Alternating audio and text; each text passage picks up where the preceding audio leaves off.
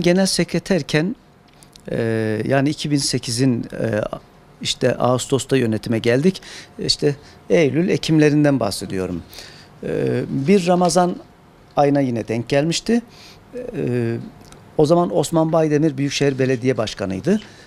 Bize genel sekreter dedi ki hastane yakınlarına faydası olması için biz size dedi kuralım, Ramazan çadırı. Yönetim izin vermedi.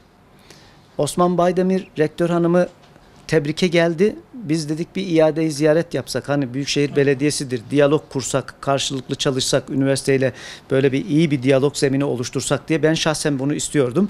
Böyle bir talebime şiddetle reddedildi. Böyle bir belediyeyi biz PKK ile ilişkisi olan bilmem ne şeklinde ifadelerle reddeden bir yönetim 2008'in Eylül-Ekim'inden bahsediyorum. Sonra gelişmeler başladı. Paralel devreye girdi. Burası paralelin bir üssü haline geldi ve üniversite paralelin üssü haline gelince yönetimin stratejisi değişti. Yönetim stratejisi de paralelin stratejisine dönüştü ve artık yavaş yavaş ilişkiler farklı boyutları kazanmaya başladı ve bu farklı boyutlar öyle bir yere geldi ki 7 Haziran seçimlerine gelirken Ekrem Dumanlı geldi burada biliyorsunuz.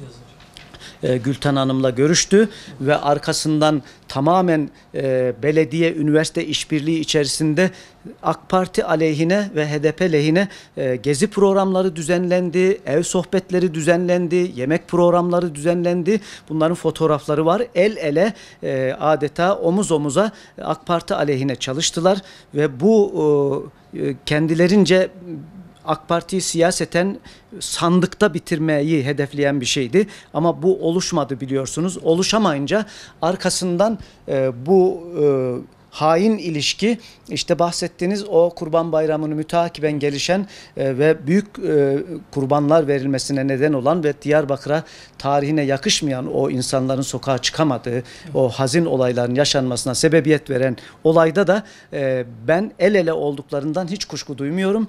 İhanette el ele idiler çünkü planlamada da el ele olduklarını düşünüyorum ve özellikle de bu ihanete destek veren yan çıkan emniyetin içindeki bu maalesef paralel örgütün elemanları bu olayları bastırmak yerine körüklediklerini ve bu olayları önlemek yerine adeta yangına benzinle gitmek gibi faaliyette bulunduklarını tüm Diyarbakır kamuoyu da biliyor. İşte televizyonlara yansıyan görüntüleri burada ve farklı yerlerde hepimiz gördük. Bunlara şahit olduk. Dolayısıyla çok açık ve net olarak söylüyorum.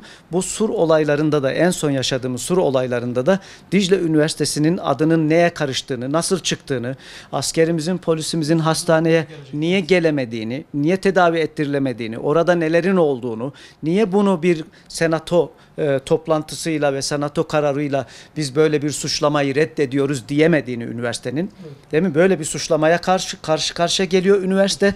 Diyor ki bu ülkenin askeri polisi Dicle Üniversitesi Hastanesi'nde tedavi olamıyor. GATA'dan gelen geçici personelle askerin küçük hastanesinde orada tedavi oluyor diye bütün Türkiye bunu konuşuyor.